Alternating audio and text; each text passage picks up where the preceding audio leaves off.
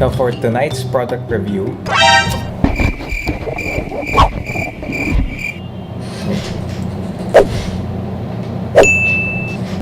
okay.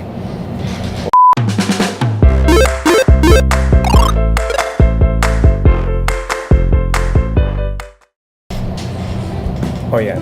Okay guys, now as you could see, I only get to play games sa gabi. Kasi, you know, daytime, may trabaho tayo, we do a lot of stuff during the daytime, and it's only after hours when I get to hold the controller and kick back, relax, and play my favorite game, perhaps Mega Man, or yung mga, alam mo naman, yung mga Tito H-check games na ngayon ko lang ulit ini-enjoy. But, given na, yes, I am married, I do live with somebody else. Mahirap to play games ng full volume unless, you know, single ka and you could play it all you want, diba? Kung swerte mo. But, you know, you do need to consider how the significant other goes kasi siya madalas tulog na at this time of night. So, it's technically 12 midnight, so you can't exactly put the volume up, diba? I'm here to review the Strix Fusion Wireless ng ASUS, and let's see how it fares up against other conventional means of keeping your gaming on the down low sa gabi. So for tonight, I'll be reviewing the Strix Fusion Wireless earphones, and you know, just to compare it against other conventional means of keeping your game on the download para hindi makagising ng ibang tao, especially ako, ayoko magising yung asawa ko and, you know, complaining na, Jay, ang ingay, you know, gusto ko matulog. Flashback. Jay, why the volume? Jay,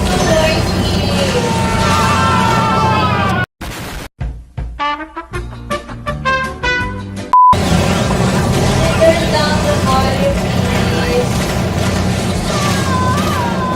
Hey. Volume, please.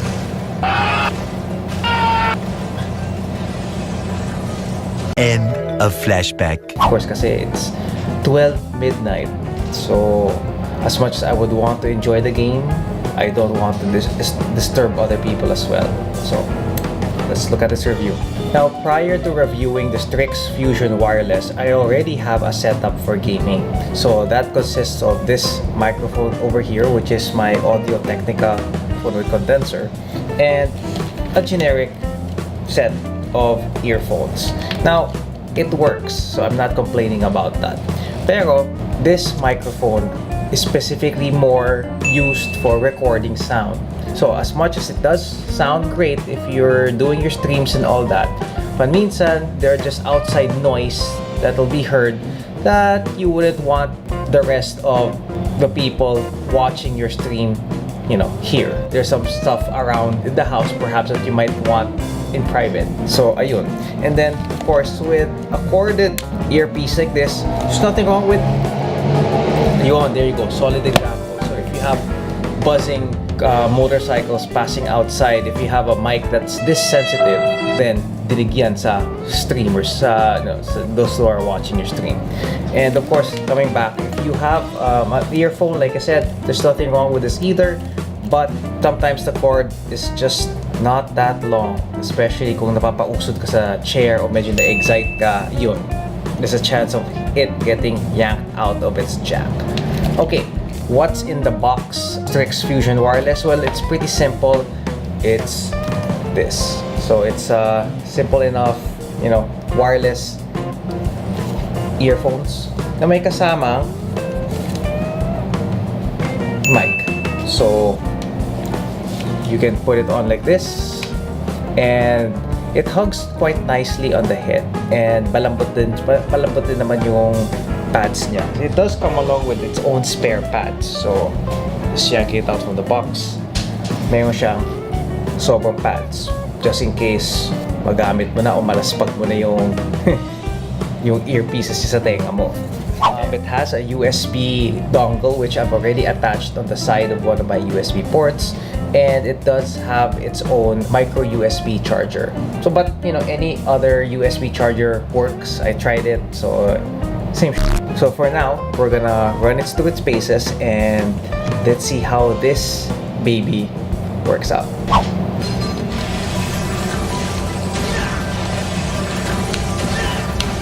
One eternity later.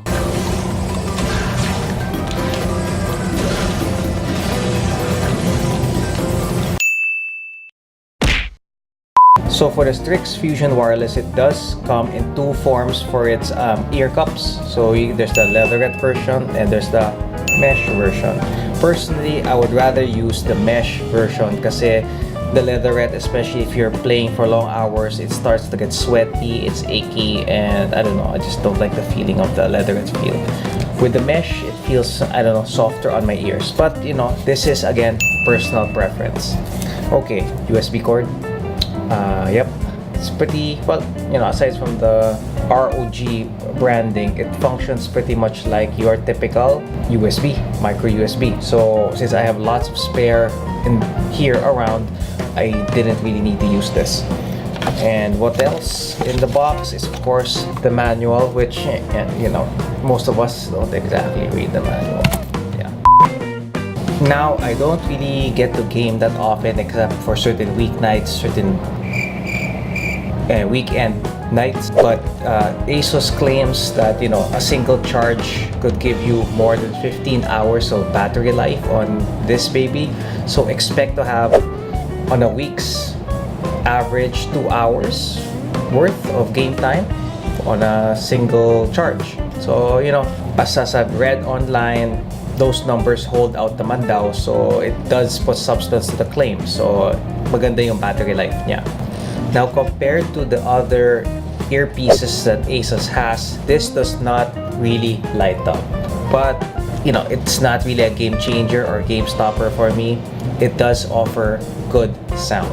Now, instead of Bluetooth, the Strix Fusion Wireless runs on a 2.4 GHz protocol, wireless protocol. Off the bat, ASUS claims that the range of the Strix Fusion Wireless is a few meters out. And, you know, that's quite liberating, especially if you want to listen to your sounds, go to the bathroom, or stand out, get something in your kitchen, dining room, and still, you know, still be in tune with whatever you're listening or whatever your game is. Making this thing work is rather easy. Just, you know, get the dongle, attach it to your USB port, and wham bam, thank you ma'am. It actually runs within, you know, less than a minute of installation. Now, this is also compatible with the PS4, but word of caution, do not insert the dongle on the front USB panel or else retrieval will be a bitch. So you'd rather connect it somewhere else where it's a lot more convenient to, you know, take out. What I also like about this headset is that the bass is nice, that all the other sounds, especially if you're playing Spotify, and you know how other generic earphones, you plug them in, you only get to listen to the major sounds, but with this kind of earphone, you get to hear even the little nuances in the other tracks that somewhat get drowned out on a bad set of earphones. With the adjustable headpiece, it does give a lot of comfort on your ears without being too much restrictive. So, you know, especially if you're gaming for long hours, working for long hours with this thing on your head, you know, it's hindi siya masikip. It feels great. My verdict for the Strix Fusion Wireless, it's a bit on the premium end, but it's best bang for a buck. If you ask me personally, it has great performance, the bass and all the other sounds sound crisp and well defined in your ears, and of course it does give you that peace of mind when you get to play in the evenings, not having to disturb anybody else who lives with you. The next day. Ayan, okay guys, good morning. So after playing games until I guess early in the morning, medyo bangag pa ako. So bed hair and all that, tulog pa yung wife ko.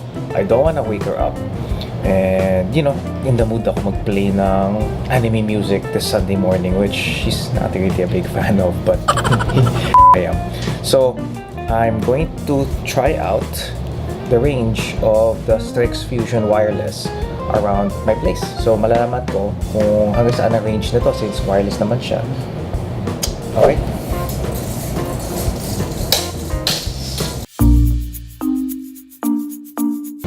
Now we're at 480 centimeters.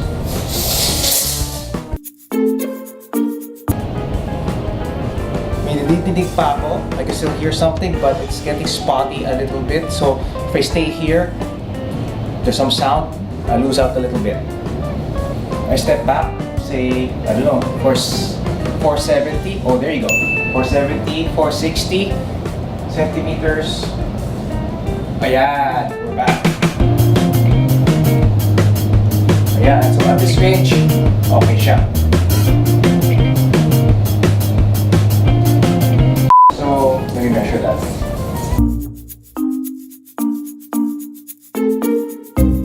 It's roughly 350 centimeters. May sounds na. May sounds pa. So, at least, as far as my place is concerned, I can have breakfast on our table and still hear some music on my earphones. Okay?